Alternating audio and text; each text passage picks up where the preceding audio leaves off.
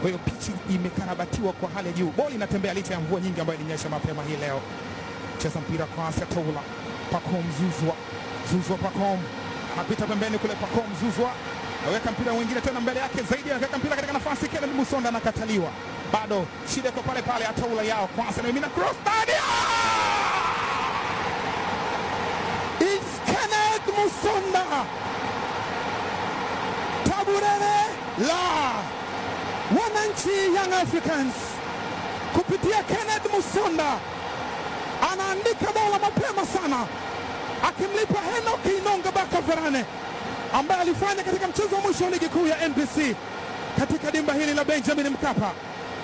Anaishi kwa upanga, atakufa kwa upanga.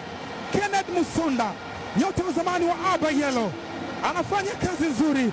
Cross ambayo iliwekwa na Pacome Zouzoua ya chini chini, kakataliwa ya kwanza. Yao Kwasa Toula akasogea mbele, akapiga cross, ile inakuwa assist yake ya 5. Kenneth Musonda anaandika bao safi kabisa.